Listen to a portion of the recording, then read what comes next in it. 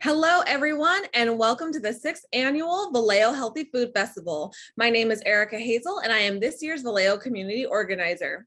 We have an amazing program in store for you today, and we are so excited to have you here on Zoom for the second year in a row, because your health and safety matters to us. This year, we have kept our event online due to the COVID-19 pandemic that has affected so many in our communities. It is our sincerest hope that you and your family members are staying safe and healthy. For the 6th year of the Vallejo Healthy Food Festival, we have an amazing schedule filled with entertaining cooking demos, interviews, and performances, all celebrating the beauty and culture of Vallejo. Please know that if you're interested in viewing the event with Spanish captions, the live recording of today's event will be available 1 week after each of our events with both English and Spanish subtitles. So the theme for the 6th year of the Vallejo Healthy Food Festival is a healthy Vallejo for today and tomorrow. Today, we will take you on a journey and share with you the many simple ways that you can introduce healthy habits and changes in your life for your present and your future. Last week, we kicked off the festival with a tour of the Vallejo People's Garden, learned how to make authentic Filipino spaghetti, dance along to the rhythms and sounds of ballet folklorico dances, and learn more about a compassionate vegan lifestyle. But before we begin today's events, we want to acknowledge that September 15th through October 15th marks the celebration of Latinx Heritage Month. The next 30 days is all about the many cultures, contributions, and resiliency of Latinx and Latinx identified communities around the world. Latinx Heritage Month is centered around the Independence Day celebrations of several nations in Central and Latin America, including Costa Rica, El Salvador, Guatemala, Honduras, Mexico, and Nicaragua in the early 1800s.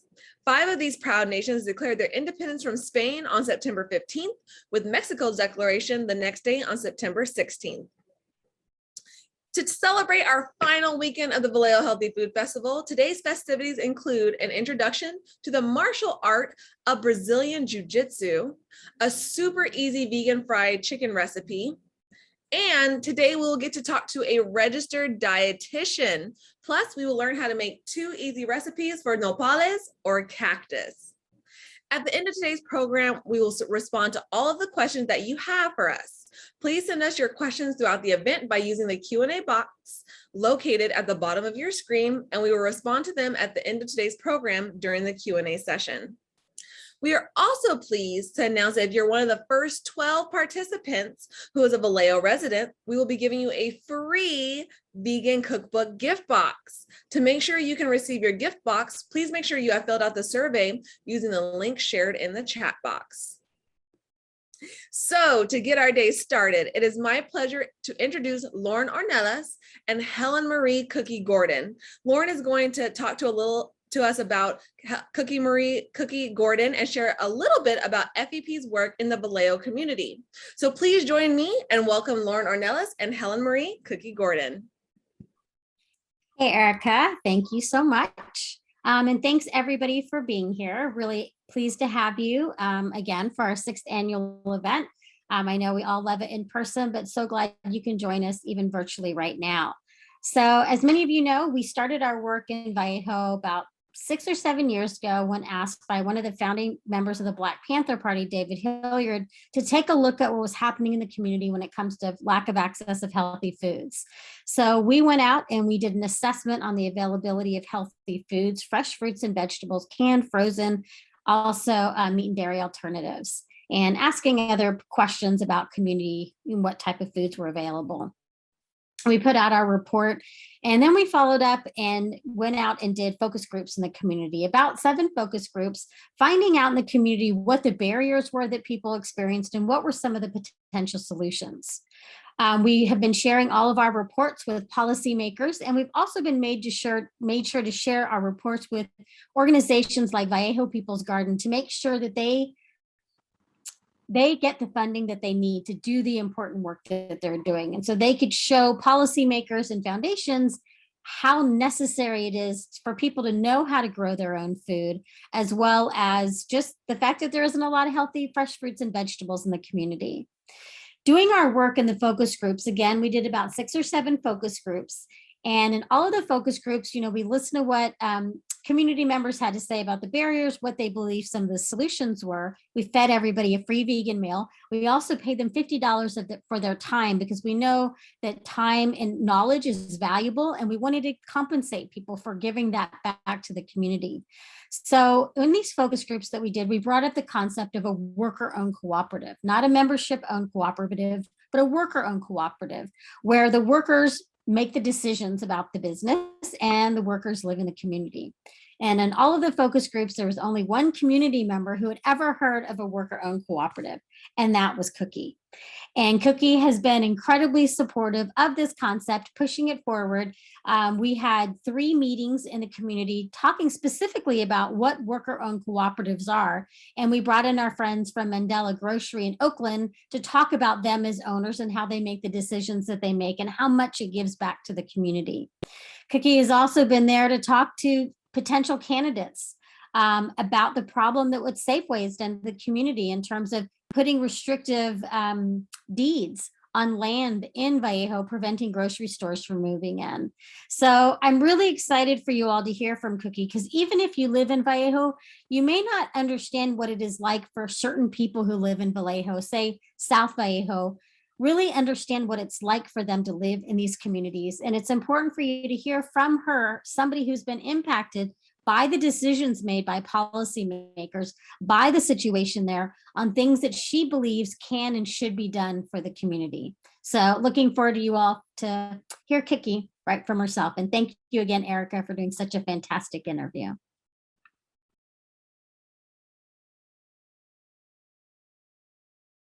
Hello, everyone, and thank you so much for joining us today. My name is Erica Hazel, and I have the pleasure of being joined by Helen Marie Cookie Gordon, and she is here today to talk to us about the access to healthy foods in the city of Vallejo.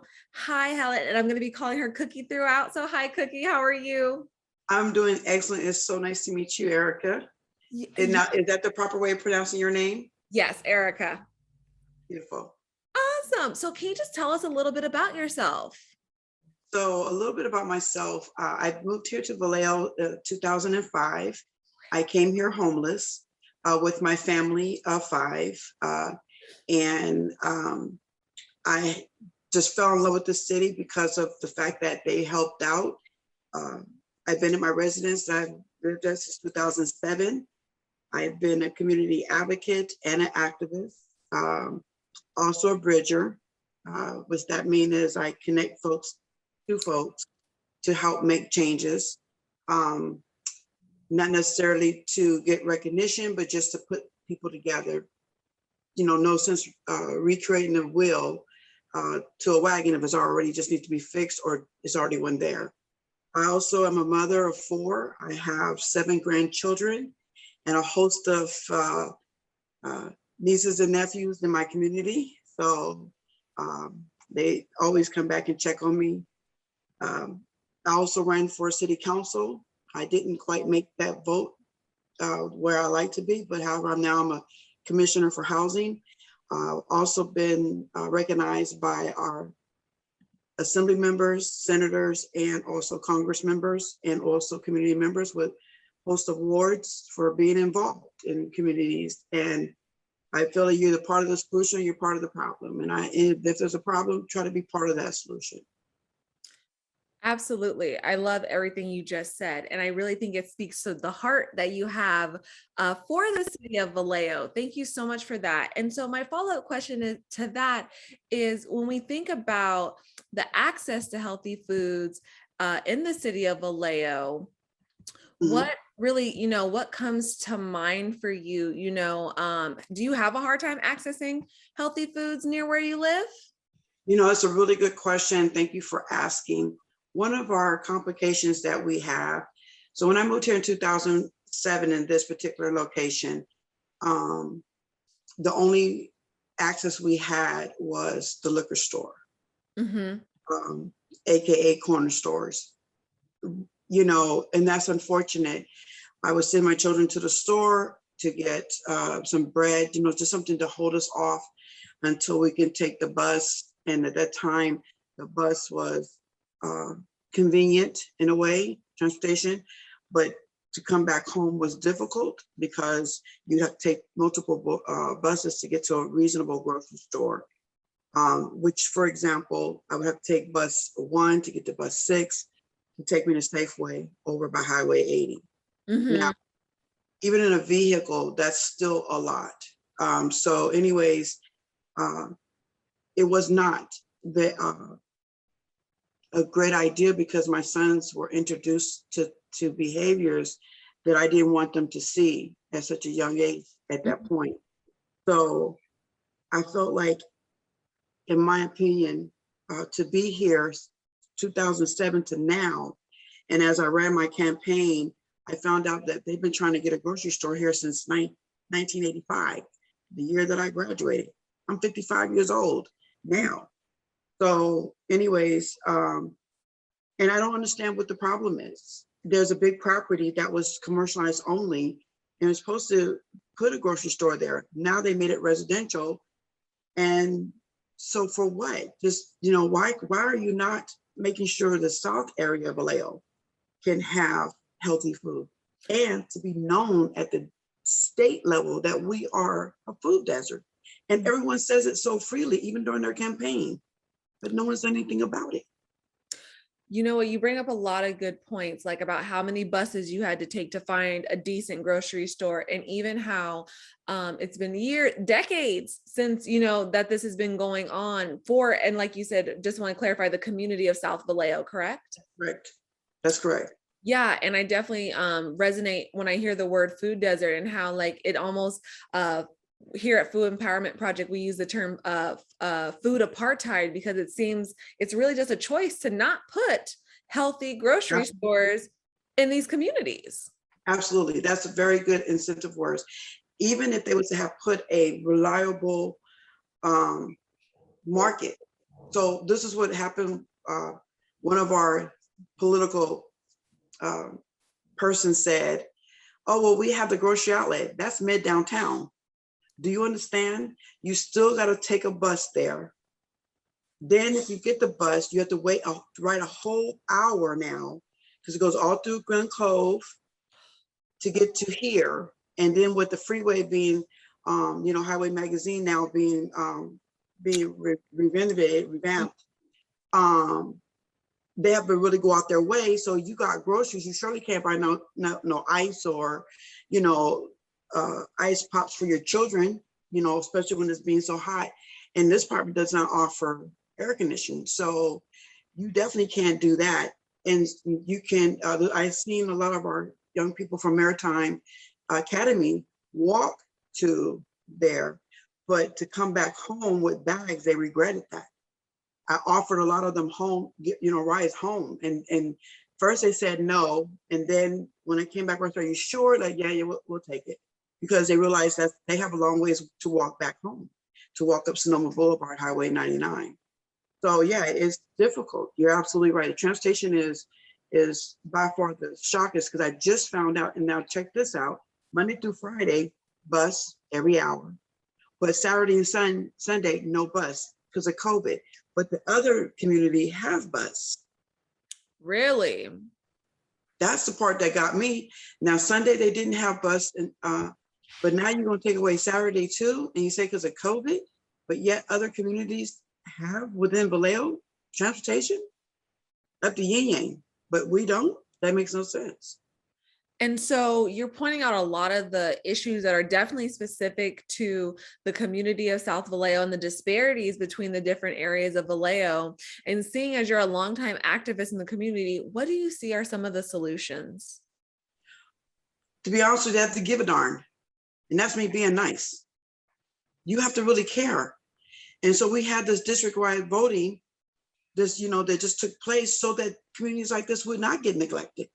And so far, we've been into position since our commissioner's leadership has been in position since January. And I've seen already a new person get on board in her community in District 3, already got the roads being done. She's got the fire station opening up, but yet, and then on where District 6 representative live, she's getting all Springs town fixed up, Springs Road, but yet South Vallejo is being neglected. Yeah. And what has been done is because me being activated into full force about this road getting fixed. We got that done. Wheelchair cuts, got that done. Because my son got hurt in the wheelchair.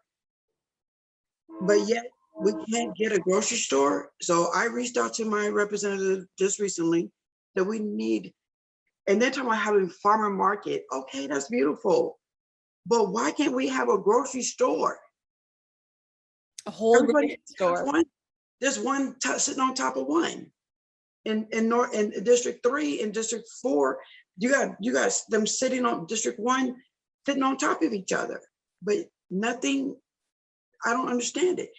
They're building a whole new Costco right in the same District 1, and there's already one there.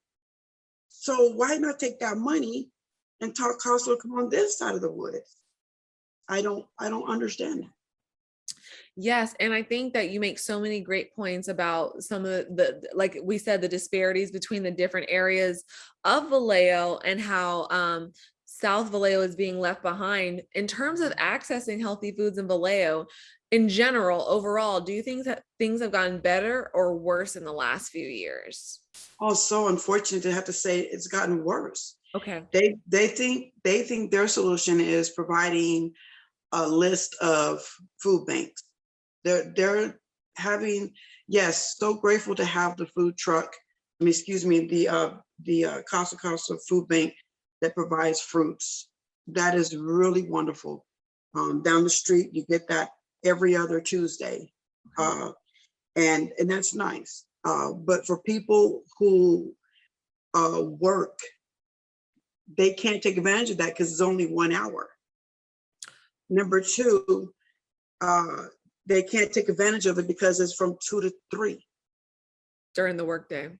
Yes, and then they can't take advantage of it because if they don't have transportation, that's it. You know, you can get there. You're fortunate to walk there, but you cannot carry all that stuff back home. You know, especially over here in this corner. But on 6th Street, I met a lady who's been in the community, I guess, for a long time. I guess when one of our famous singers named the Commodores were here. If I'm saying it right. And when the neighborhood was really up to par and was known to be the best, they've been fighting to get a grocery store here. Mm-hmm. You know, they noticed it was not being taken care of or giving the best of care in this area, and always have to be a fight. Yeah. So she said that her great granddaughter want to come back home and give back to her community, but it got exhausting. Got exhausting, and she's a vegetarian. She wanted to have healthy foods for her children, and so her great granddaughter came to help her grandmother for a while, and just couldn't take it no more. You know, you have to hop in a car and let's take a trip to the grocery store, everyone. You know, a trip like going out on out of town, and to get healthy foods, she has to go to, like, she's a Trader Joe person. She has to go out of the community, out of the city, to go to the nearest one, wherever that's at. Yes, so there's definitely a disparity and a lack of support for healthy foods in South Vallejo in particular. And it's been, like you said, a decades-long problem. Miss Cookie, this has been a really great conversation. I want to just close with, is there any wishes, or if there, if someone was listening who could make this change overnight, like what would you want them to hear? What would you want them to know? I want them to know that it should not be a privilege to have food. It should be a right to have healthy food. You are in the office to listen to your people. You need to take that consideration. If you build up all of your community, your equity will go up. You would bring great clientele. You could bring great residents, visitors, because they know we are right here all on and off the freeway ramp where people could take advantage of healthy foods. Co-op grocery store for our community be great because our city would benefit from that because people are local working there. And they know that we're supporting other community members who may provide healthy strawberries. We'll be taking care of our community, a sense of pride. And if they could just hear that, would be great. And stop sitting on it and dangling in front of us like a 24 karat, carrot. Come on, and I'm willing to be part of it. If you could understand, our kids can see nothing but liquor stores. It says something to them that they're not valuable, and that you buy food from the corner store that you just seen them at Smart and Final, the word final, and you buy it. It's rotten at times. If it's frozen. You don't find out to after you defrost it. The bread is hard. You can use it as a hammer. Just hear our cry and have empathy and help us. Yeah. It's not difficult. No, you're absolutely right. Thank you so much for all the passion you brought to this interview. Thank you so much for all the solutions and words that you brought. And I hope that the right people are hearing and we can make a difference in our community. Again, thank you so much, Helen Marie, Cookie Gordon. It was great to have you. Have an amazing day. Absolutely the same for me too. Thank you. Take care. It's nice meeting you. Bye-bye.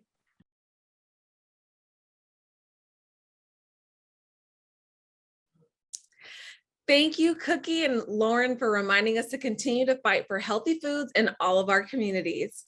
If you're interested in getting involved in the fight for food justice, we'd like to remind you that Food Empowerment Project is looking for a full-time, one-year term Vallejo community organizer to work closely with the community of Vallejo, California, and F.E.P's team to help with a variety of programs and campaigns that align with our mission and support the community and organization's goals.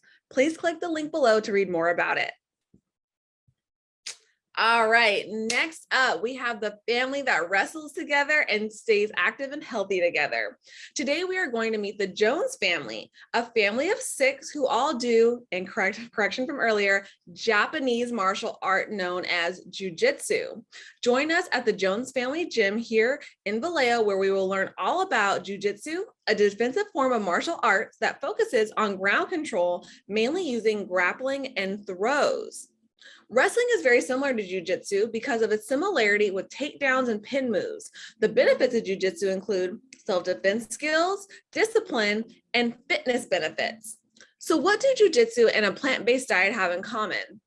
Scientific evidence from dietary studies has linked the consumption of animal products to some deadly ailments. Additional research has shown that consuming vegan or plant-based foods helps with a lower risk of heart disease, diabetes, and a host of other chronic and debilitating disorders. Research also shows that coronary heart disease and diabetes stem from the same risk factors: eating animal products, processed foods, and a lack of exercise. People can significantly reduce their risk factors for these and other diseases by making healthy lifestyle choices like eating plant-based foods and getting exercise like jiu-jitsu. So without further ado, let's head over to the gym and meet the tumbling, tossing, and terrific children and parents who make up the jiu-jitsu loving Jones family.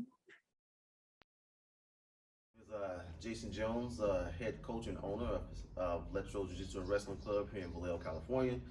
And I am 42 years old, been training for almost 11 years, and this is my family. We also train together. Right next to me is my youngest son, Justin, at 4 years old. He's been training for 2 years. And then next we have... My name is Elise and I'm 9 years old. And how long have you been training? For 2 years? Yeah. Hi, my name is Evan and I'm 9. I've been training for 2 years. Hello, my name is Jason Jones and I am 11. I've been training for 2 years. My name is Jessica Jones and I've been training off and on for maybe 6 years. I got started, I had some issues, injury issues. You know, I was playing, like competitive flag football and basketball on the weekends. And then my knee started going out, so I couldn't really run. and I wanted to find another outlet.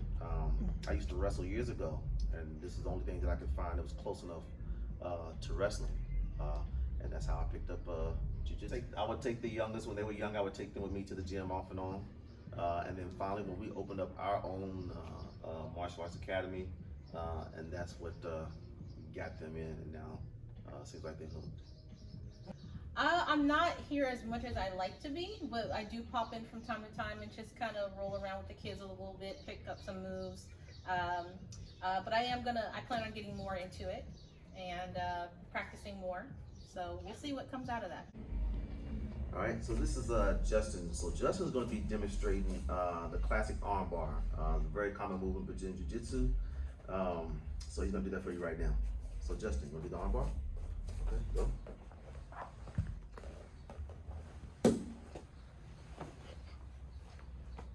Good. All right. So mount position. All right. Good. One.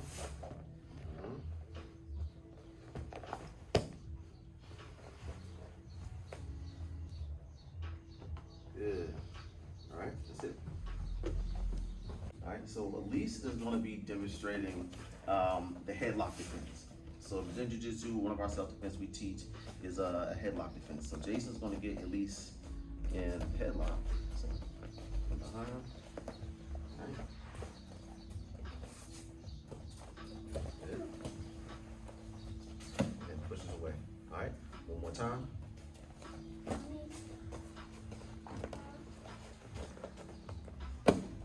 Good. All right. And then so now we have, next up we have Evan. So Evan's going to be demonstrating a punch and block technique into a throw. Right? So, do you face this way so we can't get that right there. Right here. Okay. So Jason's gonna build a punch. Good. Alright, one more.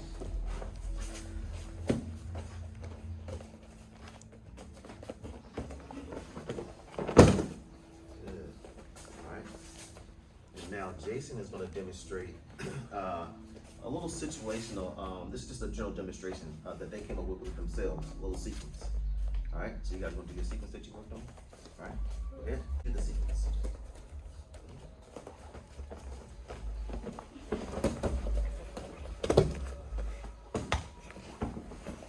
Good, one more time.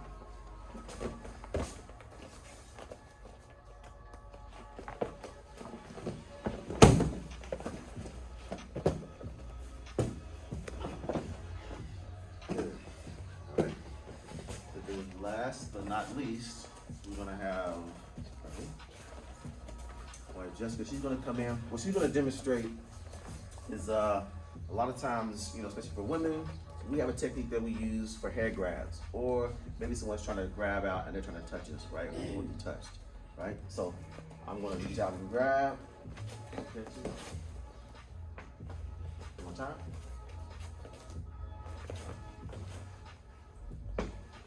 Good. All right. And next, I'll have another variation of a headlock defense. Okay. So.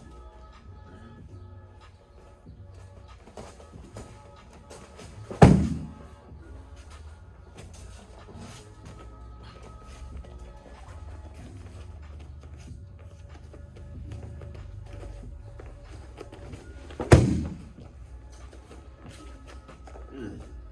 All right.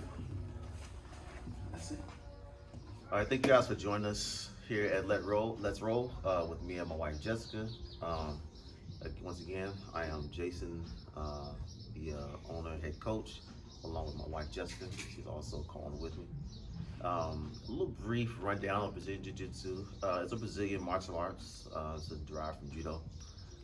It's based on timing and leverage, trying to allow the smaller person to excel over the larger person. Right, so we focus a lot on timing, leverage, and not using strength. Obviously, if you have a bigger person and the smaller person is using a lot of strength, they're not going to fail to wear an attack if they have to defend themselves. All right. What we do here, what you just saw, a lot of the kids is what we call rolling. Other martial arts, they call it sparring. Just, you know, or we call it playing. You know, just for the kids to get used to the movements. Right. A lot of the functional moves that we do here in Jiu-Jitsu. translate over into our sparring. So when the kids are going through their positions, they get in a position, maybe it's a choke or arm bar, and they tap. So the way to tap is they tap verbally, they tap physically, or they tap also with their feet. What I try to do with the kids is get them to respect each other, respect what we call respect the tap, so that way no one gets hurt. Like, safety is our main focus, even for our adults here, right? We just try to keep a good family oriented, friendly atmosphere. If anyone walks in the door, I also encourage a lot of women to pick up Brazilian Jiu-Jitsu, because what we are close quarters martial arts, or grappling martial arts. So if the attacker takes us to the ground, we know how to defend ourselves on the ground. That's kind of like the ground is kind of like our home. We do have a large portion of Brazilian Jiu-Jitsu that is stand-up based, but as we know, most altercations do end up on the ground, either intentionally or unintentionally. And so that's when you need to get into your mindset of not to panic and focus on our techniques. You know, once you've been going through your jiu-jitsu journey for a while, you'll start to feel and understand a lot of these positions. We do offer, my husband and I both teach it, and we usually have it on Saturday mornings, but we're very flexible with time. As I know, we understand some people can't make it. So we can do private group sessions, but what we do is we go over common scenarios that might happen with women, realistic scenarios. If you're on the ground, if someone's trying to choke you, pull you into their car, if they have a knife, if they have a gun pointed at you, things you can do to get out of that situation. It's for, we start, mainly around teenage age, as long as the person is mature, the young child is mature enough to go through the class. It's about an hour long. They can come, and but yeah, I recommend it to all women. You don't have to be athletic, and it's for all women. We had a mother and daughter. The mother was about 60, daughter was about 30, so it's literally for everybody. And if you have an injury, my husband can tailor an exercise to that. So I highly recommend it. So some of these medals are my medals that I've competed in over the years. Like I said, I've been training for about 11 years now. And when I do get a chance, I get to cut some time out of my schedule, I try to step on the mat and compete. I haven't competed here lately. Hopefully this summer I'll probably be able to get a chance to step on the mat and compete again. Fortunately, our academy just had our first tournament in Cal State Fulton, Jiu-Jitsu World League. And all the kids did good, we all didn't place, but they got some valuable experience, right? And then usually in Brazilian Jiu-Jitsu, competition is a base to where we can actually use our skills in a real life application, since we're not going to be going out in the streets and fighting. We don't encourage that, but we do encourage, if the child or if the adult wants to compete, we can definitely get them ready, and then that way they can go out there to see, hey, how are my skills? Like, are they up to par with other people on my level, right? And it's kind of like you can self-evaluate yourself in the tournament setting. And personally, that's why I like the tournament setting, because when we're talking self-defense, it's not all the time that you can actually practice your skills real life situations firsthand. So the tournament setting provides an atmosphere, because it's a lot of people around, the anxiety you have to deal with, the stress of the competition you have to deal with, the nervousness. So it's trying to harness all that emotion to step out on the mat when it's just you and your opponent, and to see if you can perform, win or lose. We believe that nobody actually loses in Jiu-Jitsu, we all learn. So even by losing, we're learning, right? Because I can come back the next day and remember what I worked on, maybe something that didn't go right, and then I can just continue to improve that way. So some of the benefits of Jiu-Jitsu, once again, as you would go to any trainer, a lot of the trainers will put you through like a lot of functional movements, especially if you're getting closer to more the senior age. But nowadays, for everybody with a large sedentary lifestyle that we have, a lot of our moves are functional based movements, right?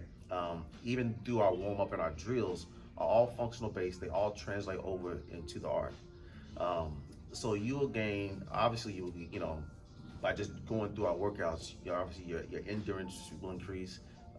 You will experience, even if you don't try, you can't help but experience increased flexibility, right? And then usually whether that comes to by have us sparring and everything, you'll start to develop healthy eating habits because you'll start to realize that, hey, I can't last through the full sparring session, right? And then so now you're like, hey, what can I do to get better? You know, usually I have someone ask, hey, I have this injury, what can I do? If I need to be more flexible in this area, what can I do, right? So those are things that are all offered, you know, through Brazilian Jiu-Jitsu, along with the just overall well-being. Thank you. We hope to see you soon.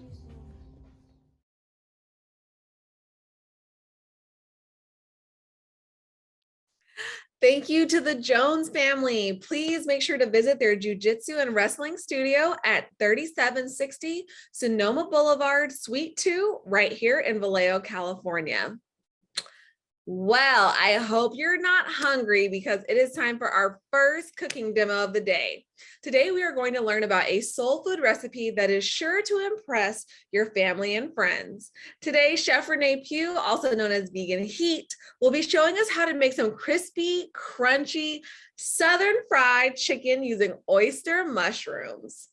Miss Vegan Heat is an Atlanta native, City of Vallejo transplant who has been cooking up a storm on social media for the past year. She has done a variety of vegan pop-ups in and around Vallejo and even cooked her famous Jamaican peas and rice with stewed vegan brown chicken, fried cabbage, and mac and cheese for last week's Vallejo People's Garden pop-up event. Rene is passionate about making new recipes like mango cream cheese, stuffed French toast, and vegan pork chops from scratch.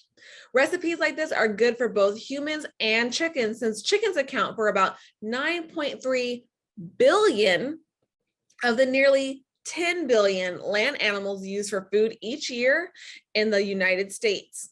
To break it down, this means that 25 million chickens every day, or 295 every second. For us humans, this is an easy 10-minute recipe to whip up a tasty plant-based alternative that is sure to impress. So here to show us how to make vegan fried chicken, please join me and welcome Vegan Heat.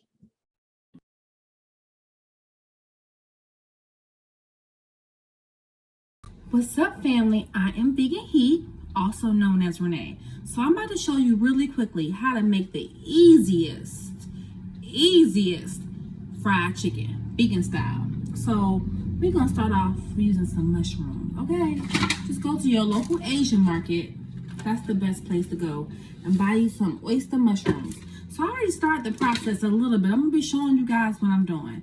I don't measure. I just have this cup for the sake of, I have a humongous bag of flour and I didn't just want to pour it all out. So I'm just going to, I already started the process and I put a little bit of flour in here already. Just a little bit of flour. I already added some already earlier. And I also added garlic powder. But I'm going to add some more for you guys, okay? So, look at this. So this is onion powder. We're going to add some onion powder, okay? Onion powder to the flour. All right, you guys, we're going to have a wet batter and we're going to have a dry batter, okay, y'all? So I'm digging into my, you know what? I'm going to have to pick up my bag of onion powder because the hole is not big enough, okay? I'm going to add some onion powder. Y'all see how I'm just sprinkling it, eyeballing it. All right. Woo. All right. So you saw the flour, the garlic powder, the onion powder. We got some Creole seasoning. You know, I'm Southern and I like spice too at the same time. So I'm just adding some seasoning, okay, y'all? We gotta have some smoked paprika, don't we? We gotta have some smoked paprika. Woo! It's going up in my nose, y'all. It's going up in my nose. Woo! I think I'm about to sneeze. So, we also want to add a little bit of baking powder because we want it to rise. That's enough. This is how we're looking so far, okay, y'all? Ooh, excuse me, the stuff goes in your nose. So I like a little crunch. Everybody does it a little different. Me, I like just a little bit of crunch. So I have some breadcrumbs. And you gotta make sure you read the ingredients, y'all, because sometimes breadcrumbs have milk in it, eggs, and I'm just gonna do this. I'm making a mess.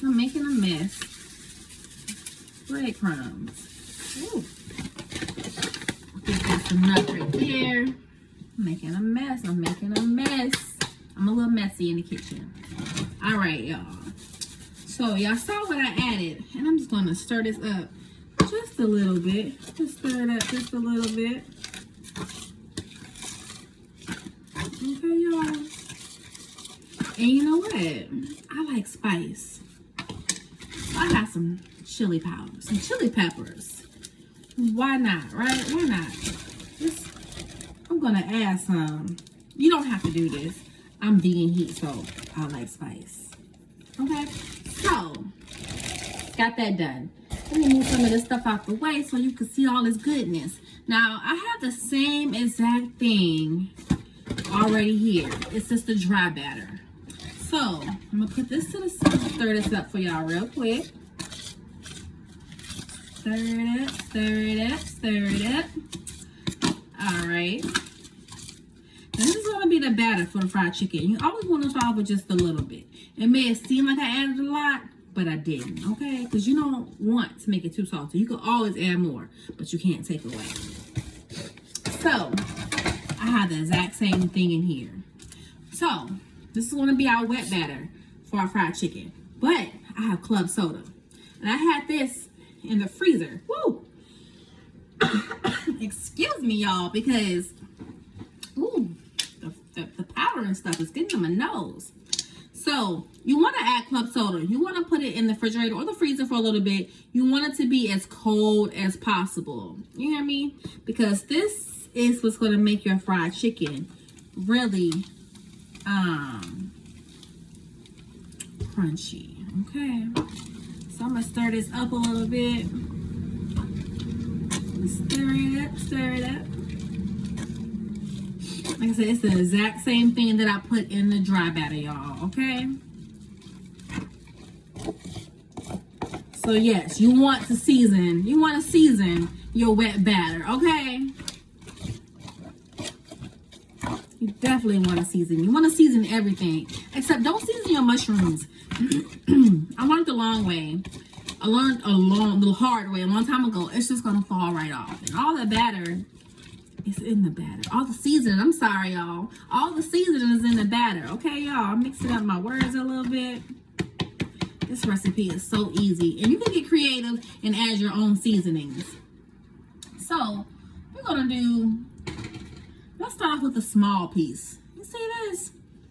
I'm going to show y'all how easy it is. Look at this. Hold on. You see how I'm submerged? Ooh, this is cold too. It is nice and cold. Y'all, it broke apart a little bit, but that's okay.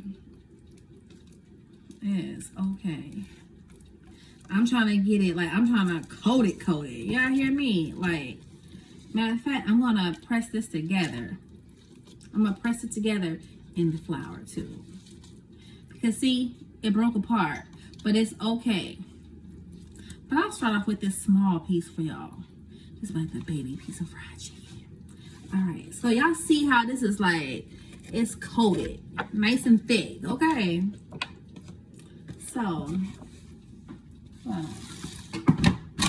dunk it in. I'm gonna dunk it in. Dunk it in. I'm gonna drop this in the grease for a minute while I coat another piece for y'all. This is so easy, so freaking simple. Who said you gotta miss chicken because you vegan? Because you don't. Look at that batter. Y'all see that? Y'all see it? I'm dropping it in my grease. So I already have my deep fry going. I'm gonna rinse my hands off for y'all. Give me 1 second. Rinse the hands off.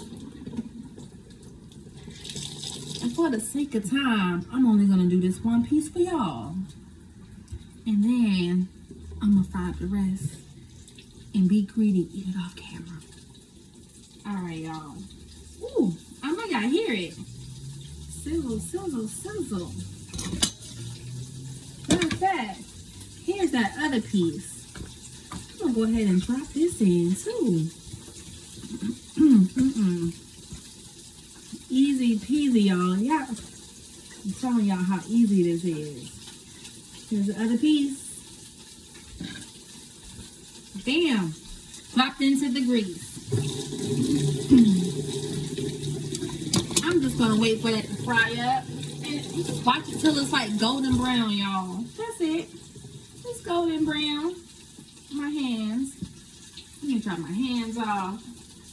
I'm sorry, y'all. Hope my lighting is good enough for y'all. Let me see what happens when I cut this light on. That's a little better. Not much, but we're gonna work with it because what's gonna be key is how this fried chicken tastes. And I showed y'all very basic ingredients. This is when you get creative and let your mind race and just what flavors you like in your fried chicken. You know, just what I showed you is very basic and it's so easy. Make sure you have your wet batter and your dry batter. Okay, y'all? I'm gonna check on this real quick. Real quick. Woo! Oh, y'all not ready for this crust. Y'all not ready. This is why you want to use that ice cold club soda.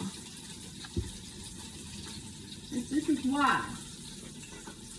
Goodness gracious, y'all. I'm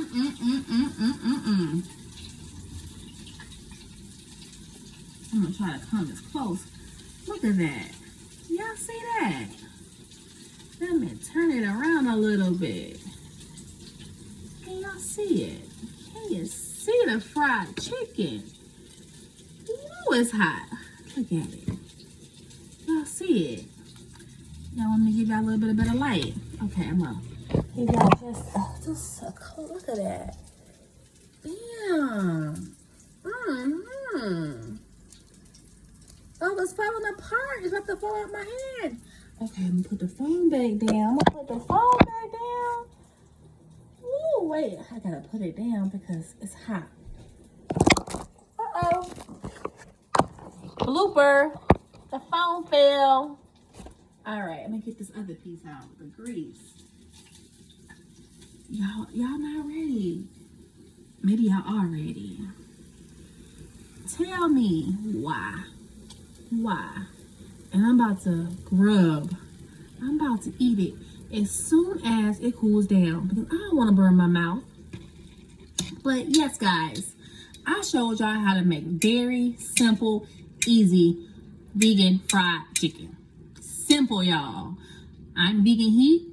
Instagram is vegan_heat. This was I do way more extravagant recipes, y'all. But this was the basic of basics for beginners with the most basic seasonings. So, thank you guys for tuning in. I hope you try it. Simple, easy. Vegan ain't gotta be hard. It can be difficult, but I gave y'all real easy today. So, thank you guys, and I'll talk to y'all soon. Later, y'all.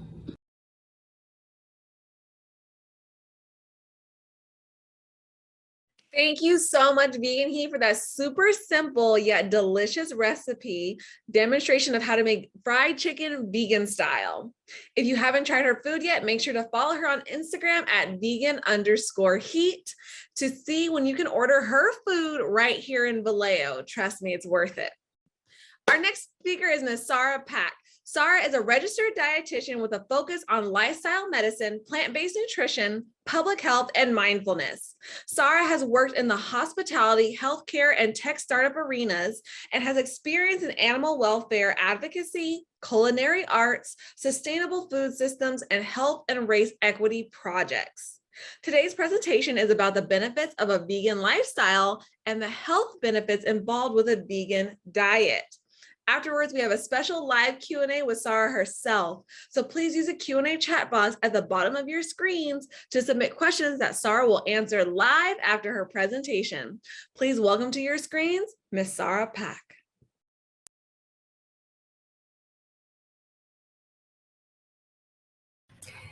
Hello, everyone. My name is Sahra, and I am a plant-based dietitian.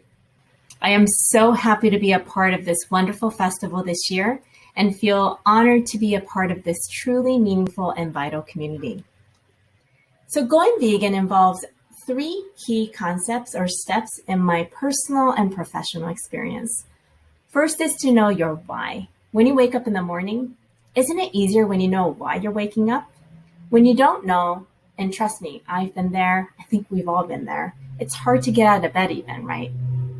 So knowing our why and what we do and the choices that we make makes all the difference when we are adopting a new change. It just makes it a little easier. Second, simplicity is key. Change can be hard and challenging. If you keep things simple, going vegan will feel easy and doable for you and your family. And third, it's really important to focus on your successes rather than when you didn't do something right. Now, your reason might be for health. Standard American diet, also known as the SAD diet, as you can see on the screen, is typically high in animal fats that are harmful to not only our heart and liver and kidneys that you might have heard of, but it's also harmful for our eyes, our brain function, cognitive health, longevity, and overall health. This kind of diet is high in saturated fat and cholesterol, and they all have minimal to no fiber. It's also highly processed, low in health-promoting fiber and nutrient-rich whole grains. In other words, it's just low in health-promoting foods that come predominantly from less processed plant-based sources, like fruits, vegetables, beans, nuts, and seeds. Also, it's not just about fiber and vitamins and minerals that you might have already heard, but also there are compounds that are made when meat is grilled called polycyclic aromatic hydrocarbon and heterocyclic amines or amines. You don't need to remember these words, and don't ask me to repeat it again. But just know that these chemicals form when muscle meat from beef, pork, fish, or poultry is cooked using high temperatures such as grilling or frying, and they are just not good for our health. I know barbecue season is a big thing for many of us in the warmer months. So this is something to think about, right? And you might be asking, why are these unhealthy? Well, these compounds have been found to change your DNA, your genetics, that may increase the risk of cancer. These are also found in other smoked foods like smoked salmon and meats, as well as in cigarette smoke or car exhaust fumes. So this is another reason to go vegan, because high consumption of well-done, fried, or barbecued meats are associated with an increased risk of cancers, especially colon, pancreas, and prostate. Not good. Also, I really want to encourage us to take a step back and cut out the middleman or middle person and think about the food package. For example, if you think you need protein, then think about what the protein package is. If you want good carbs, then think about what the carb package is. We need to take a more macro view, not a micro. So macro means big. We got to take a step back, look at the big picture. If you just look for protein in grams, sure, you might find it in animal foods, but what else comes with that quote unquote package?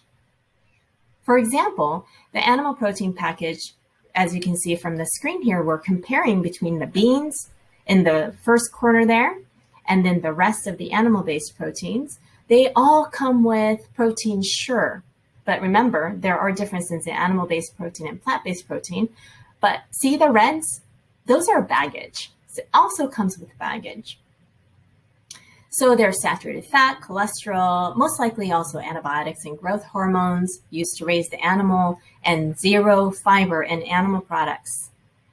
But the plant-based protein comes with fiber, little to no saturated fat, and fats that are beneficial for our hearts, like poly and monounsaturated fats, antioxidants, and other phytonutrients that fight cell oxidation. So basically it fights for us to stay healthy. Vitamins, minerals, and so much more that benefit our overall health and well-being. So look at this screen. And so plant protein, this is the package, and look at it. Win-win-win-win situation. It's really, really awesome. And cholesterol, by the way, is only found in animal-based foods. So, and these animal-based foods that I was talking about is our main source of saturated fat, which our bodies then turn into cholesterol. Now, fiber, on the other hand, helps to lower our cholesterol and is only found in plant-based foods. So let's look at the bigger picture. So choosing plants is, as you can see, a win-win-win situation, a solution for your health, right? And other health benefits, as you can see here, are preventing, treating, managing chronic diseases. So prevention is so key. But even if you have it, you can really manage it and treat it with a plant-based diet. Longevity. Many studies are now finding that the more plants we eat, the lower risk of cognitive issues, including Alzheimer's, we can prevent it. Also arthritis, joint pain, these can really be prevented and treated with a healthy plant-based diet. And also we live longer. So we have a longer lifespan, but I kind of want to coin it health span. So how long are we living healthfully? Because I don't want to just live long. I don't know about you, but I want to stay healthy and mobile and independent, right? And the last thing is what's great is disease reversal. So not only can we prevent, treat, and manage many of the chronic diseases, but we're also finding out that like heart disease and diabetes, these conditions can also be reversed when we eat a minimally processed plant-based foods. So let's dive in. So how do we do this thing called going vegan? Well, I really would encourage you to keep it simple. So what I mean by that is this is just a sample pathway, but you want to take this journey. And this is a path to healthy eating for the planet, animals, and for yourself. So I want you to look at this pathway, and I'll show you a few examples in a minute. But more color from natural foods, the better. The plant foods on your plate, it's super easy to keep it simple, and I'll share a few tips on that in a minute. But this is kind of like the image that I want you to think while you transition or transform your diet to a vegan diet or a plant-based diet. Here is a sample plate from Kaiser. I used to teach there many years ago, but they also promote a plant-based diet. And as you can see, it looks great, right? Grilled veggies of many colors, many types, black beans with, I think, scallions in there, seasoned probably pretty well. And then whole grain there, brown rice, quinoa, barley, whatever you like, corn tortilla, it doesn't matter. So as you can see, it's very basic. So you don't have to make complex things. You don't have to use 20 different ingredients. You can just keep it simple. So to break it down, all you have to do is make half of your plate veggies, veggies, veggies. Don't care what it is. Rainbow is great. So you want more color, more variety for your gut microbiome, which are your gut bugs. You have a lot of bugs in your gut, and they love different types of fiber. And quarter of your plate, plant-based protein. So these are like tofu, tempeh, beans, lentils, peas, sprouts, foods made from seitan, which are wheat gluten. If you're not allergic to it, you could have all those, and fulfill your protein needs. And then lastly, eating preferably whole grain in that corner of the quarter of your plate. Whole wheat pasta, brown rice, wild rice, grains like oats, quinoa, farro, whatever you're accustomed to eating that is minimally processed. So again, you don't have to be hooked on anything. Anything you can do is great, but I want to show you that it is actually quite easy. And I'm sharing with you these plant-based plate methods, but these can also turn into such plate that looks like this. So like a stir fry. So you just have to think, okay, bunch of veggies, a little bit of like plant protein, and then a little bit of grain. So this one you might have side of like corn tortilla or side of brown rice or quinoa or something, or sweet potato, baked sweet potato on the side. That's great. And by the way, all plants have protein, so you don't have to really think about protein foods, but it is good to have a little bit of protein in our diet. So there are higher protein sources within plant kingdom, but just want to let you know that all foods, plant foods have protein. All right, grilled or roasted veggies, these are great for summertime, like Veggie Q. And any leftovers can be used for example, on the next screen here, like nourish bowls. So you could put a lettuce on the bottom or brown rice on the bottom and put a bunch of leftover dishes or meals on the top to just make a simple bowl, right? So that's really easy to make with leftovers. And then I make a lot of veggie pastas. So when you make veggie pastas, you can just make it from any kind of veggies that you might have. And then just like this picture is showing you, I typically use really a lot more vegetables than like the noodles. So, and then you could use tomato-based pasta sauce, or you could even Google like creamy vegan pasta sauce. There are a lot out there that you could try, but I typically like tomato-based or just broth-based. And then these are some couple of plates that I made myself recently. And again, I now cook a lot. And so if you don't cook a lot, then these might look really hard, but I want to break it down for you. So basically it's like tofu steak, falafel that I bought from a store, steamed Brussels sprouts, tofu scramble, which is super easy. Just Google tofu scramble recipe, and just sauteed garlicky kale and sauerkraut that was bought from the store, hash brown that was bought from the store. So you could mix and match things that you bought from the store and then things that you're going to quickly make at home. So basically wanted to show you what I might be typically eating on a weekend or a weeknight. Now this beautiful bowl of leaves is called Amaranth Plant, and it's enjoyed in India, African countries, and Asian countries. And we have a beautiful farmers market here in Vallejo every Saturday. And I go there and I meet the farmers. And this is from a Hmong farmer there at the farmers market. And she was selling these and they looked so beautiful with a bright purple and green color. So I wanted to take a picture and show it to you. So you just rinse it, and then on the right side of the screen, you saute it with garlic and then tofu steak on a bed of brown rice and a bunch more of the Chinese broccoli that I sauteed with a little bit of tahini dressing. So any kind of dressing, any type that you can get hands on. Hummus is great. You could just put water in hummus and dilute it and make salad dressings out of it. So isn't that beautiful? I love the farmers here that come to our farmers market. And this slide, I wanted to show you that this is a photo that my mom sent me one day. This was her breakfast or lunch or something. And they're overseas. They're actually in Japan. But many of our ethnic or ancestral traditional diets are plant-based.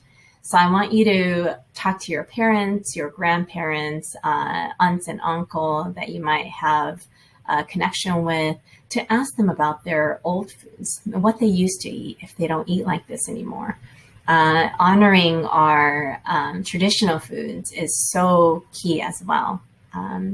So I wanted to share with you how plant-based some of these dishes are.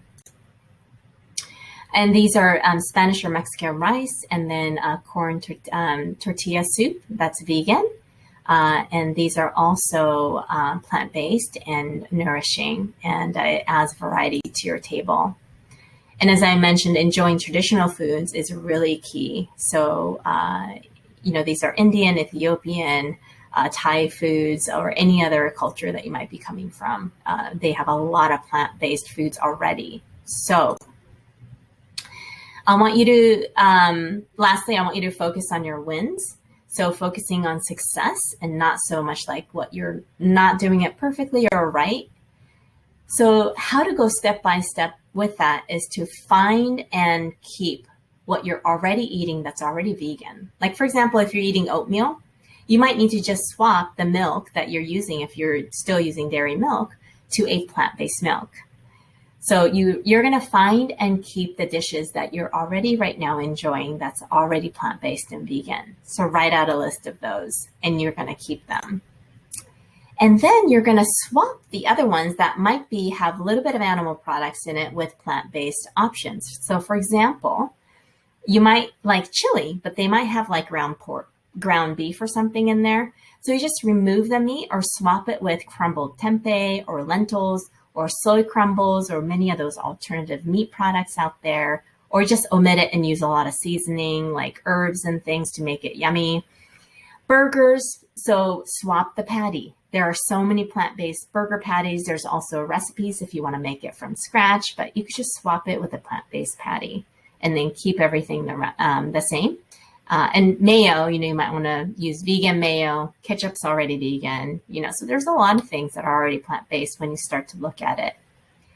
So you want to swap just the meat part with veggies. So if you do a rice bowl, the chicken or something that were chopped up, you could use firm tofu or beans or hummus or any other plant-based options there.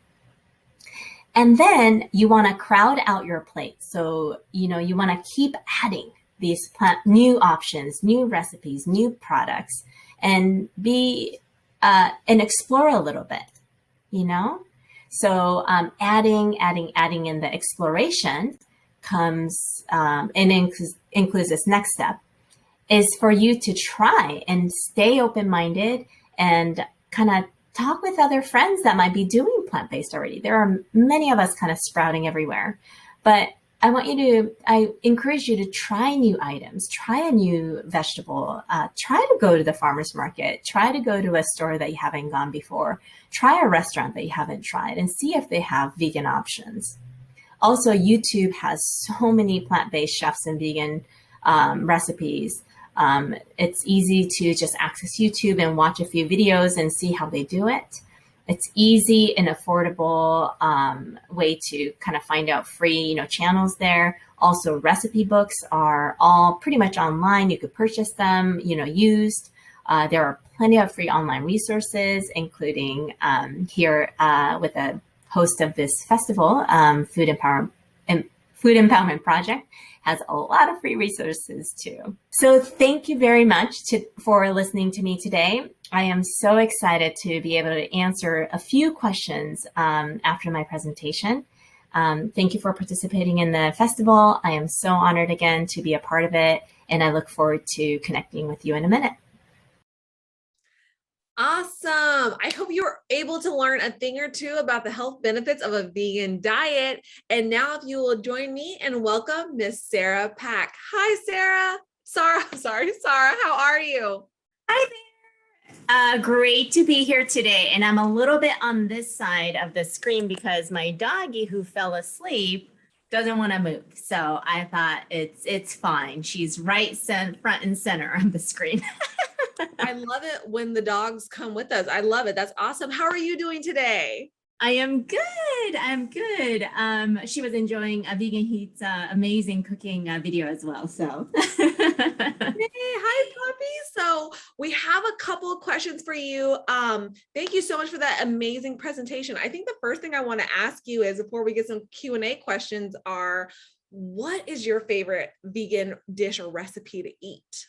Oh gosh, the problem and the non-problem I have is that I don't have a lot of allergies, but also I don't have a lot of dislikes. So I have so many dishes that I love. My favorite, oh my gosh, I would say like a Nourish Bowl, because I just love it. It's so satisfying. And like I said, I can use up all my leftovers and it's so easy to eat. I love tahini dressing. It just fills me up. So anywhere I go, usually like restaurants, when they have vegan food, I look for those bowls. So maybe that's just how I grew up too, but I love them. Awesome. Oh my gosh. Yes. Tahini is like the best.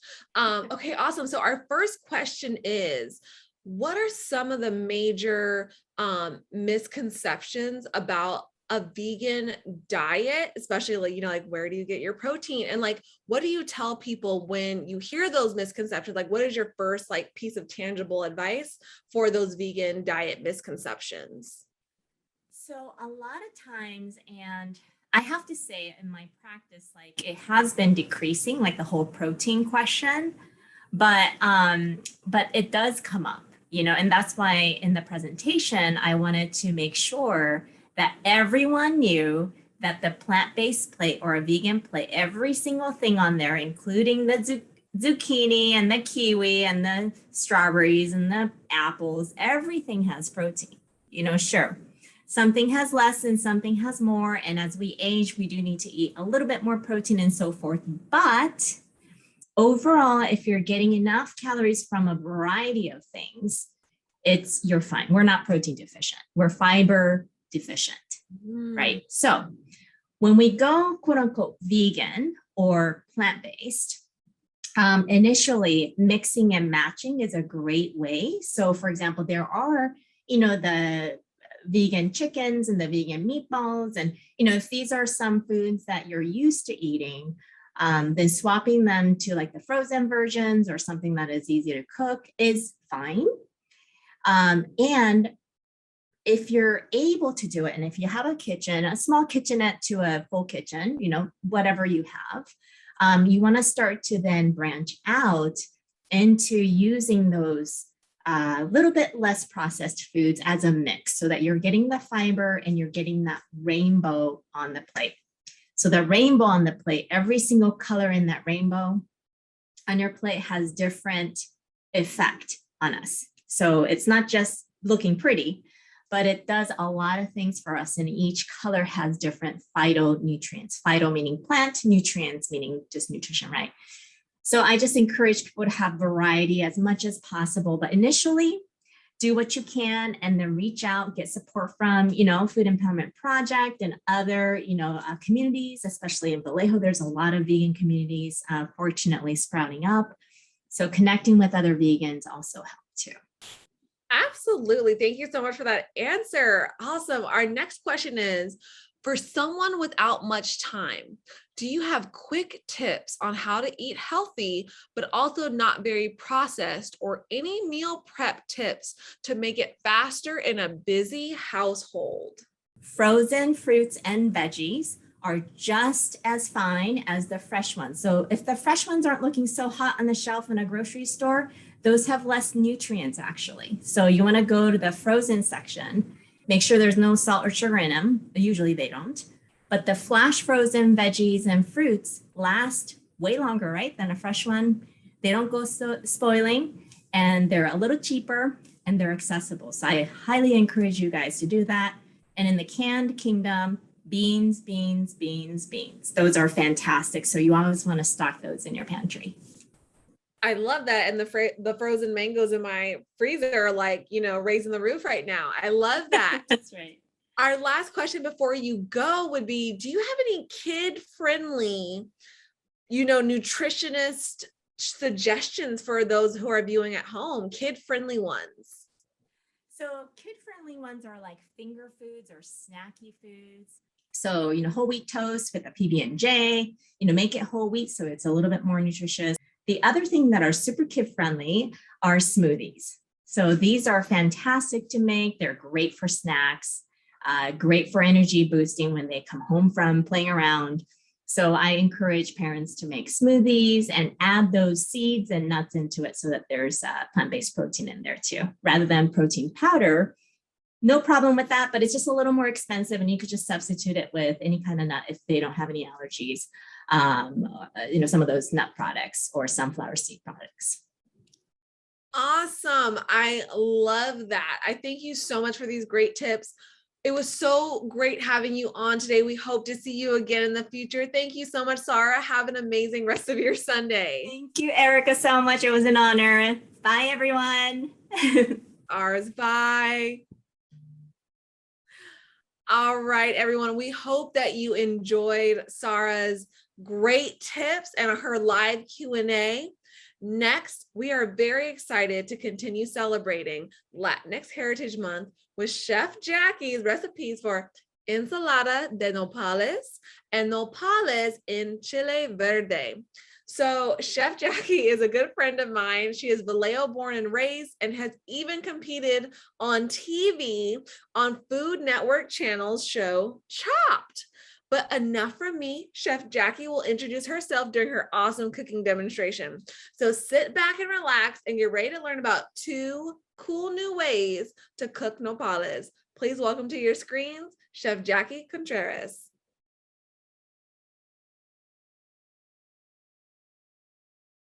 Hello everyone, my name is Chef Jackie. I'm here today to show you 2 different dishes made with nopales.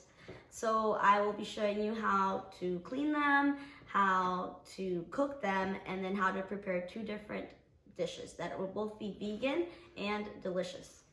So first, we will get our nopales, and they are full of thorns, so you have to be very careful. So I usually get a gardening glove when I harvest them. So these were harvested actually from my mom's backyard here in Vallejo, but you can find them in the grocery store, and you can find them diced up, ready to go, just like this. So to harvest them, if you do that, you just have to be very cautious, get a knife, and then just gently scrape the knife against the nopal and take all the little thorns off. Like I said, be careful because it hurts. And so I'm just cleaning it like so.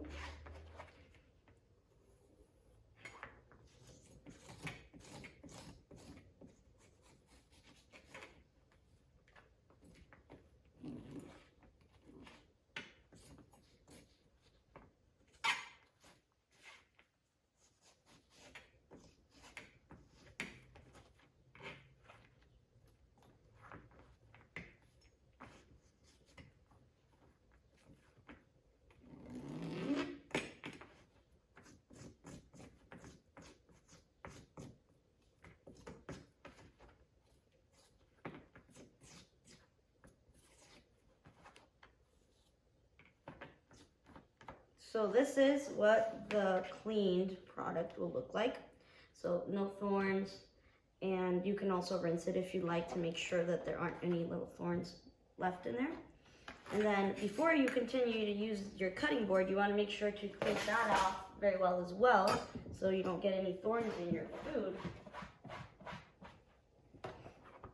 So now that it's at this stage, I can dice it up. So I'm just going to cut it into little strips and then dice it up. So today I'm making an ensalada de nopales. So basically it's very simple, 2 dishes that I just grew up eating and are super easy to execute. So we have, so basically for the ensalada de nopales, just chop everything up and toss it together. And then we have another dish, which is nopales and chile verde. So we get a nice tomatillo salsa and cook that and add the nopales and jackfruit. So those are 2 dishes I'm going to be showing you today. So first we'll start with the ensalada de nopales. So you want to make sure for both dishes we're using nopales, so I'm just going to cook it all up at once. So we have our diced nopales just like this. We're going to get water, and because nopales are the cactus, they're slimy. So in order to cut the sliminess off, to kind of get rid of it, we add a lot of onion to the water that I boil the cactus in, or we can also cure it in salt. I'm using the onion method today.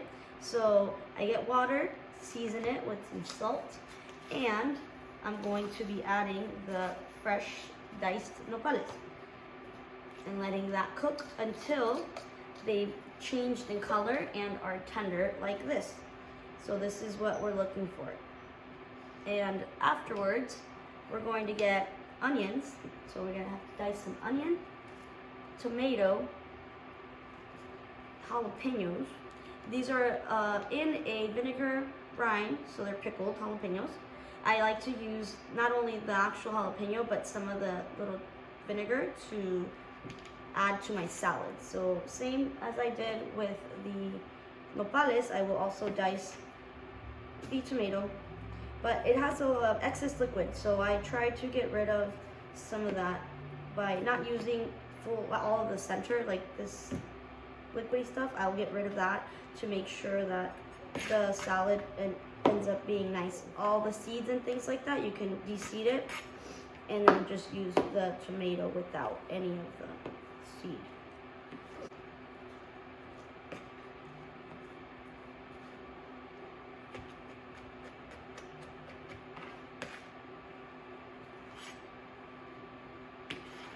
So this nopales ensalada is very traditional in Mexico, and it's something that I grew up eating. So any time we had any party or anything like that, we've always had just a variety of dishes, and this was always one of the ones, especially for like a barbecue during the summertime.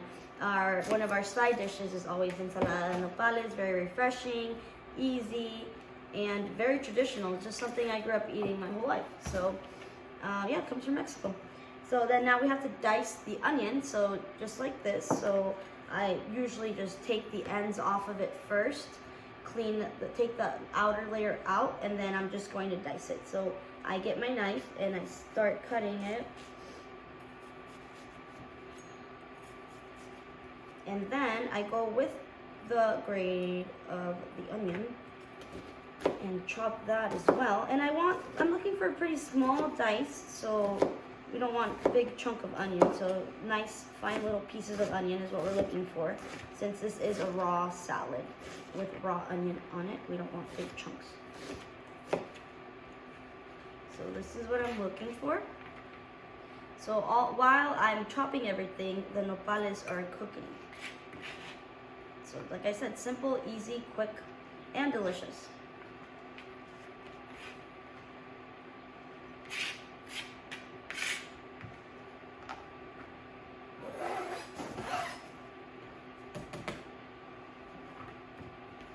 So we also need to chop cilantro for the salad. I got this from my mom's garden, and most of these ingredients can be found in any grocery store around here. I go to a lot of Mexican grocery stores, and all these ingredients are found there. So for the cilantro, I just cut the little end off just to make sure it's not any dry ends. But basically, we use everything. So we're going to use the stem. We're not picking the cilantro, we're just chopping it finely. And that will be also added to the ensalada de nopales.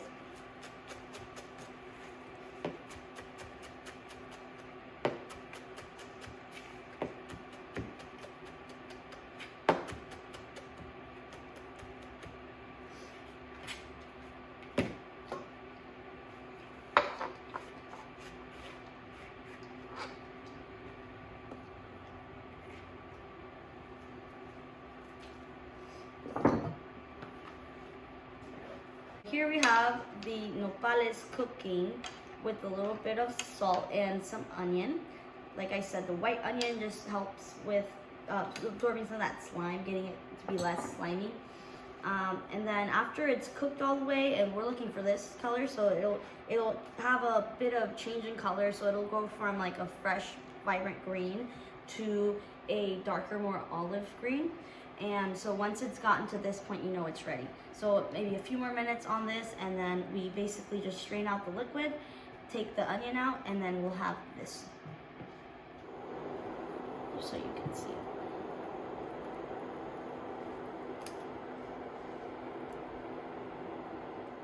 All right, so now that the nopales are cooked, we're going to put it all together and make the salad. So we have the cooked nopales. I'm going to add about a cup of that. And I'm going to add about half a cup of diced tomatoes. We do want the nopales to be the main star in the show here. And same thing for the onions. I'm going to do about a quarter cup to a half cup, depending on your preference of liking of onions. So I'm just going to do a quarter cup. And then cilantro is a must. You really want to go heavy. So I have probably like half a cup here. A good amount of cilantro. And then to spice things up, make it more interesting, more delicious, I get some chopped pickled jalapenos. And this is also about a quarter cup. Adds a little spice, a little zing, a little freshness. And then we're going to get a little bit of dried oregano. So this is a little secret ingredient I like to add, just to add a little extra something. So I just add about literally less than half of a teaspoon. So just a big pinch. But if you like it, add as much as you like.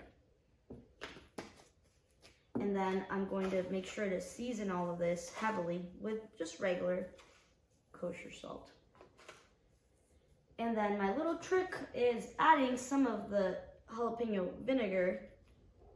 It also helps preserve everything because of the vinegar, because I'm also adding one little finishing touch. I love avocados. They always add a lot of creaminess to everything. So I get an avocado, and that I usually do at the end. So I'm going to be tossing all of this, making sure it's properly seasoned. And once that's ready, I'm going to add the avocado. I don't want to add the avocado in the beginning because once you're folding it, it'll get mushy, and you want to have the nice whole pieces of avocado. So I'm adding this, making sure this is to my liking. Like I can already see I want more onion, so I'm going to add a little bit more onion. And making sure it's properly seasoned.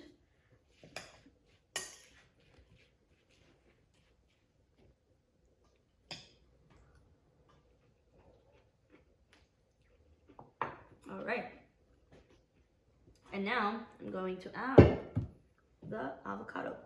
I get the avocado, and I'm just going to dice it. So I cut it in half, de-pit it, and then dice it, and I'm just going to scoop it out with my spoon or a spatula, whatever works for you. And like I said, you don't want to over mix it once you've added the avocado, because you want the nice pieces in there.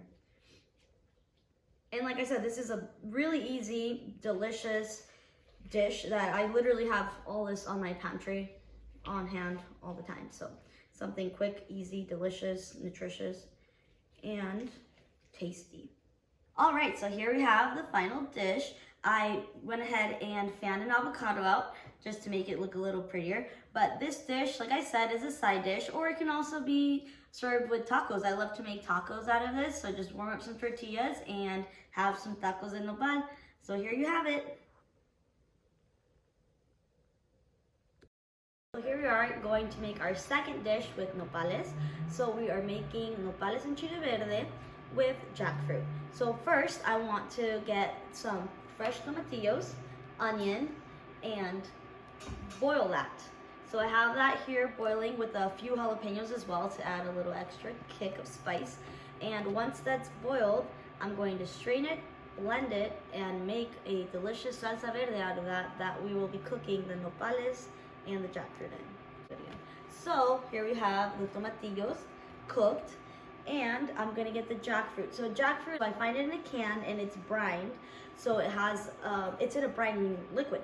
So first we have to get the jackfruit from the can, strain it out, and then wring it. So I usually just use a towel like this. Any regular kitchen towel is fine. You just don't want something that gives off a lot of lint. So I just literally just wring it out and take any of that excess brining liquid out so that it's dry. So that way, whatever liquid we put it in, it'll absorb. So once it's wrung out, you'll get this mass like so. And this is what you're looking for. Nice and shredded bits. This is what we want. All right, so this is the cooked tomatillos and onion and jalapenos. This is what you're looking for. So again, it goes from a fresh, vibrant green to more of an olive green. That's how you know it's ready. All right, so here we have our salsa verde. It's been simmering for about 10 minutes. As you see, it's gotten a little thicker. The flavors have all blended together, and you can see the color is also a little darker. So that's how you know your sauce is ready. So now we will be adding the jackfruit. So like I said, it's just regular jackfruit that has been taken from the can and wrung out. So we're going to add that. And then we're going to let this simmer for another 20 minutes or so. We really want these flavors to absorb nicely. So we're just gonna have that, and then also our cooked nopales. So I have about probably about a cup of each. So a cup of jackfruit and a cup of nopales added to the salsa verde, and we're just going to have that simmer just get all those beautiful flavors to absorb. We're gonna have the nopales absorb some of those flavors, and the jackfruit also absorb some of those flavors.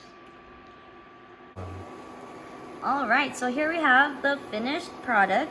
It has been simmering for about 20 minutes, so all those beautiful flavors have incorporated.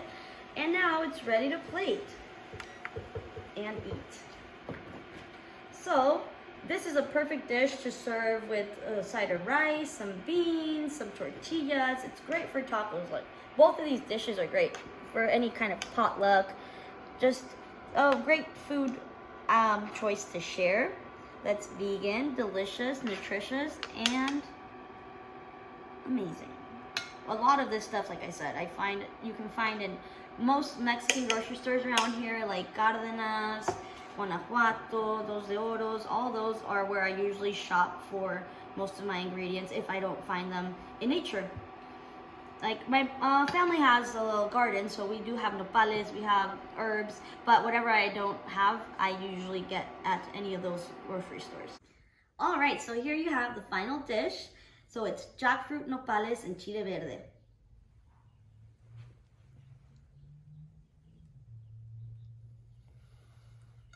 My name is Chef Jackie Contreras. I am from Vallejo, California. I was actually born in Mexico, but since I was 6 years old, I was raised here. I actually graduated from Hogan High School, and my passion for cooking came from my family. I was very inspired throughout my life, always being around amazing food, and that's always been what I want to share. So my love for the planet and food has become my career.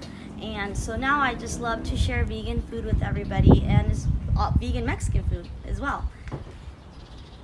Growing up, I learned that food was abundant everywhere and that you can find it and harvest it anywhere. So I've grown up learning how to forage. Especially here in California, we have such a great abundance of everything. As far as like figs, berries, nopales, all that can just be found on a regular hike anywhere around here. So I've really taken that and made that a part of my cooking style as well.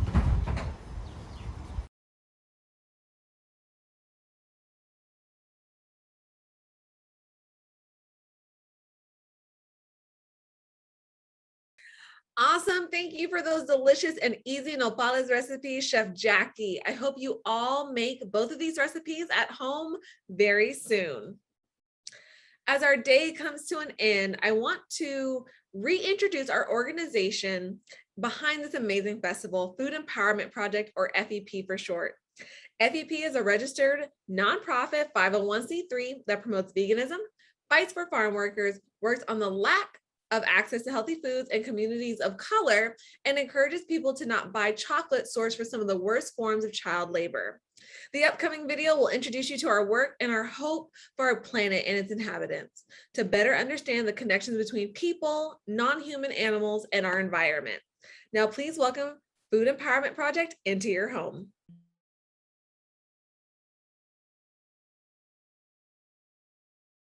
Food is power. Our food system is a huge interconnected web stretching across the globe. It links fields to factories, human animals to non-human animals, workers to corporations. When we choose what to have for dinner, we're not just choosing what to eat. We're also choosing whether or not to support the industries that put the food on our plates. That's a lot of responsibility, but it's a lot of power too. For those of us who are able to make informed, ethical food choices, we can make a real difference in the lives of humans, non-human animals, and the earth. At Food Empowerment Project, or F.E.P., we believe that our food choices can change the world, and we want to show you how. The most incredible thing our food choices can do is reduce the amount of suffering in the world. How? Well, each year, tens of billions of non-human animals are exploited in our food production systems. Each one of them is an individual who is aware of their own existence, feels pleasure and pain, and wants to be safe and free. They are confined, separated from their families, mutilated, and killed. Our food choices can reduce the amount of suffering of non-human animals when cutting out meat, dairy, and other animal products. F.E.P. promotes ethical veganism, encouraging people not to contribute to the exploitation and suffering of animals, both human and non-human.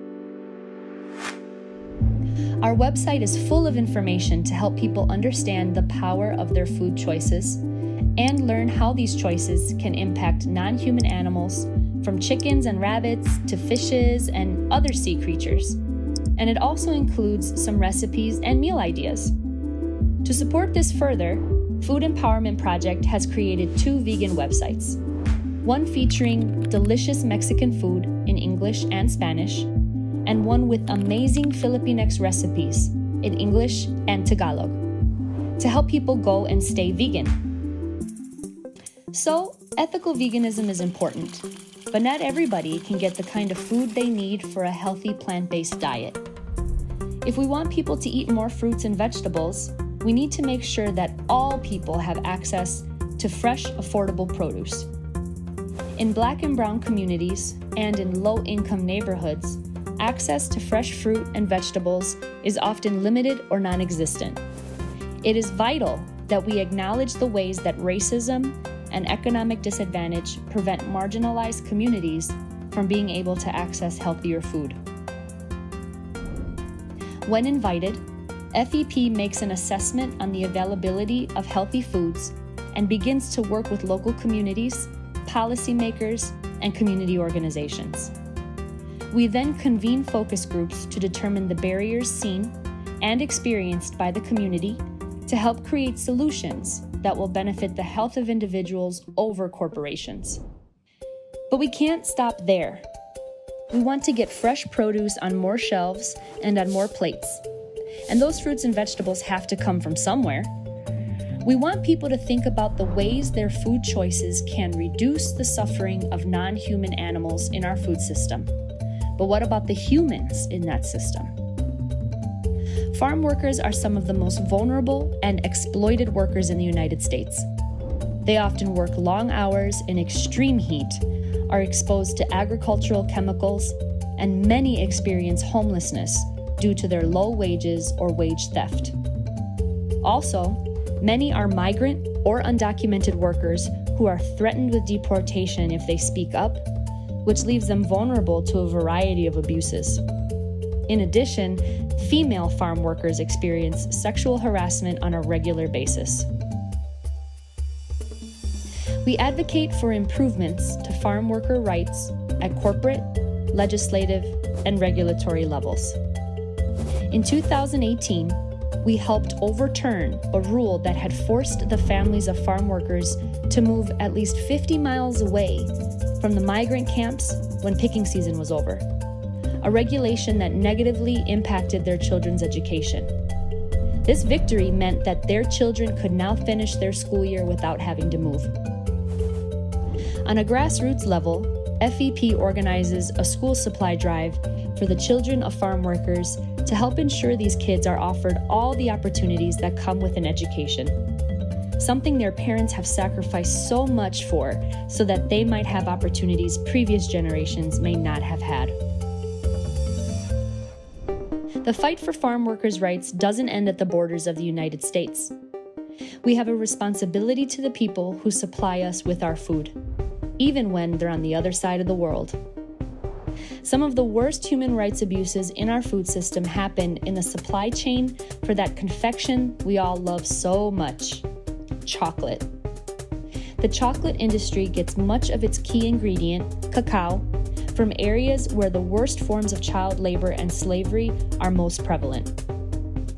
Children as young as 7 work long hours using dangerous equipment, and in some cases are not allowed to leave the farms they work on, and are beaten and sometimes not seen again if they try to flee.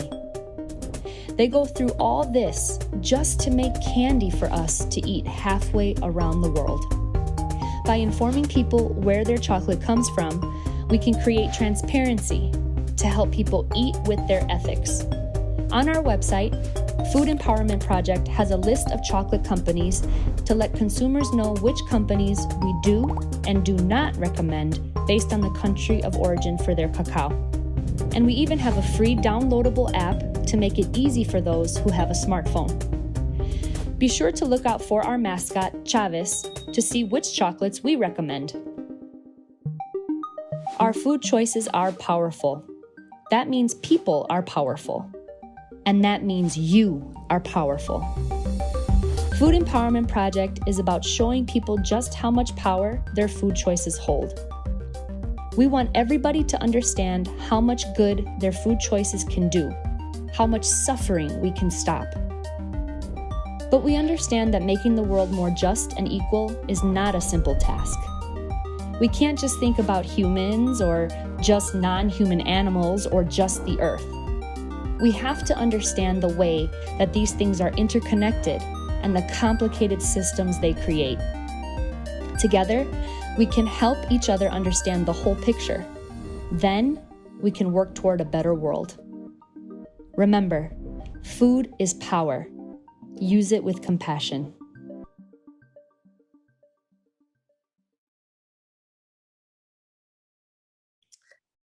Thank you for spending time to learn more about Food Empowerment Project and our work. We hope this helped you better understand our organization and our connections to one another and to our planet. Before we close today's event, we are going to give you a moment to post your questions now through the Q&A box that's located at the bottom of your screen, and we will do our best to get through as many of them as possible before we run out of time.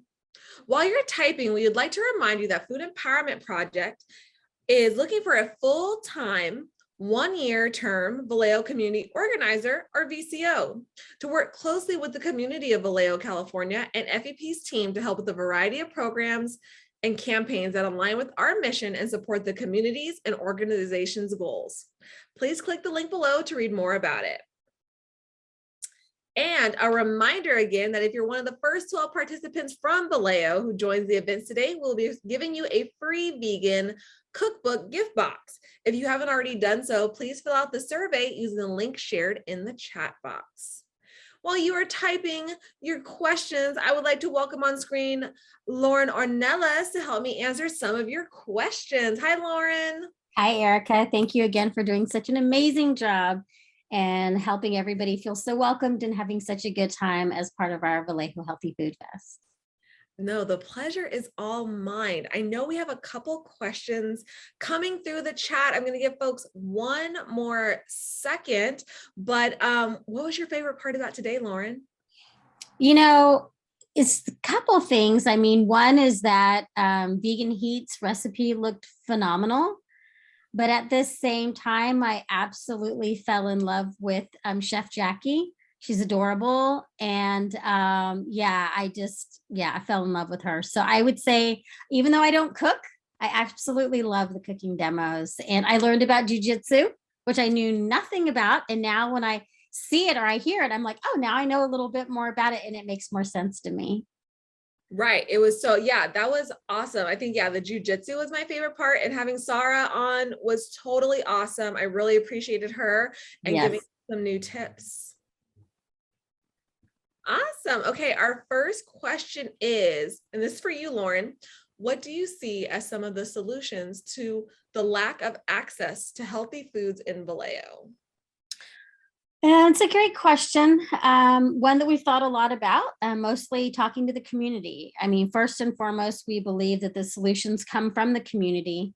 And so listening to talking to them is where the answers are going to come from. And, like Cookie said, a lot of times well-intentioned people make decisions, but, if the farmers markets aren't at a good time for everybody, if they're not in a location where the most impacted community needs them, if they're not in, various languages, that's not really going to help and be part of the solution. We really believe in things like Vallejo People's Garden. We're getting people to grow food. We want more people growing their own food. And we very much would love to see more worker-owned cooperatives where the money will stay in the community. So we definitely see those as some of the solutions that we feel would empower people to be independent and off a current system that isn't looking out for them, as well as, a worker-owned cooperative, which would benefit the community and help it thrive. But we need those policy members to listen, and we need them to acknowledge that there's a problem and there's serious inequity going on in Vallejo. And we're very lucky to have Cookie fighting on the right side of justice. So thank you. Yes, absolutely. I totally agree with that. Another question we got was, Erica, do you know if Rene, aka Vegan Heat, is planning on opening a vegan restaurant in Vallejo? That's a great question. She actually, we're pretty cool friends, and she does not want to have a restaurant. She wants a food truck so she can travel all over the place. So yes, she is hopefully going to have a food truck very soon, but she recently popped up, I believe last Thursday, on Broadway Street in North Vallejo near, what street is that? Near Broadway, and I'm trying to think of the street name. How about a landmark? Oh, a landmark where the old Rayleighs used to be. That's the best landmark I can think of. Yeah, that's the best landmark I can think of. But yeah, she does pop up regularly. You can find her on DoorDash. So make sure to check her. DoorDash. Wow, that's fantastic. Yes, yes, you can get it delivered right to your front door in Vallejo. Awesome. Okay, so our next question for you, Lauren, is so do you have, I know you said you don't cook, but do you have a favorite vegan dish that you enjoy? Favorite vegan dish that I enjoy? You know, it's really hard because there's so many, it's just like different, right? So like, I love Ethiopian food. If I'm gonna eat Thai food, I love yellow curry, but I also love pad Thai. So I think it's like, I have to like break it down into the foods that I would eat. So I like popcorn and French fries that both happen to be vegan. So I'm pretty lucky for that. Absolutely. How about you? For me, if I'm gonna make something at home, my go-to ever since I came back from Hawaii has been a mango ginger smoothie bowl, and I top it with granola and a little agave and maybe even like a squirt of lemon juice. So I love a really good smoothie bowl first thing in the morning. That gets my day started really well. But one of my other favorite things to cook is I make a cashew cream based fettuccine Alfredo. Oh, that sounds delicious. Yes, the water is boiling as we speak. Yes, I soak the cashews for as long as I possibly can, at least 30 minutes to an hour until they get plump. When you notice the cashews rise to the top of the water that they're soaking in, that's when you know they're ready to use. Yeah, that's I guess that's a vegan tip. Good tip, yeah. That's when you know the cashews are ready. So I have a question. So if anybody else, you're like, I know what a smoothie bowl is. I do not know what a smoothie bowl is. So I'm picturing a smoothie, which is liquid in a bowl. That's probably not right, right? Sort of, yeah, basically. So when I first, because I never had one before that trip. And so a smoothie bowl is actually going to be thicker. So, a regular smoothie is like thinner, so you can, suck it through the straw pretty fast. A smoothie bowl is thick. And so like if this is a spatula, you can spread it. Oh. It's thick. It's almost, because you're going to eat it with a spoon with your toppings on top. So it's like, instead of, let's say, doing it with more liquid, a smoothie bowl has less liquid. Huh. That sounds amazing. I thought it was weird because I'm like, I'll just drink it. But actually eating it with the granola, strawberries, blueberries, all your favorite toppings on top, it's like almost like a frozen cereal, if that makes sense. Yeah, that sounds delicious. It's really good. Yeah. So yeah, I love to make a really good mango smoothie bowl with ginger and lemon juice inside of it. And then I also love a cashew cream based fettuccine Alfredo. So that's amazing. My answer to that. I think we have time for one more question. I know, Lauren, you spoke a little bit about some of the solutions to lack of access to healthy foods in Vallejo. What has worked in other places? Well, I think that, the important thing is acknowledging that, what works in one community isn't going to work in another. But clearly what we've seen in an area like Oakland, we've seen that the worker-owned cooperative, Mandela, has worked. Other areas where, people can grow their own food has worked. We have some organizations down here in the San Jose area Valle Verde and La Mesa Verde, that are helping people grow their own food in their yards, has helped people. So I think it just depends on each community. There are some communities that have done really well with the corner markets when they're actually people who are part of the community that own the stores and want to benefit the community. But, you know, I think it just varies community to community. I did see one question about cheese. Yes. So I definitely think when it comes to like the vegan cheeses, it kind of depends on what your preference is, whether it's made from soy milk, like what dairy alternative it's made from, cashew, coconut. My favorite is, like I just said, cashew based cheese replacements, but go and try some. Now the world of vegan cheeses has come so far. Like I can guarantee that most of them are cheesy, stretchy, ready for you to make your at-home vegan nachos and all that good stuff. Yeah, And not like when I went vegan in 1988. But if the one tip that I will give you is that if you haven't tried something called nutritional yeast, so it's called nutritional yeast, and you can buy it in the bulk section, or you can actually buy containers of it. Places like regular grocery stores sell it. But I don't know the stores in Vallejo, but definitely Trader Joe's does if it's one of the days that, you know, or you know somebody who's heading out that way. But that makes it kind of really helps things taste a bit cheesy. If it's your first time tasting it, maybe sprinkle it on some popcorn and see what you think of it. But it's a lot of, and it's got nutrition, lots of nutrients in it, including if you get the kind that's fortified or enriched with B12, it's going to have some B12 in it. But that's another easy thing just to try and see what you think. But it's added to a lot of vegan dishes, including the pesto that I eat has nutritional yeast in it too. oh, now I'm hungry. Awesome. Thank you so much, Lauren, for coming on screen. Thank you. Thank you so much. Thank you for everyone for all your questions and for participating in today's event.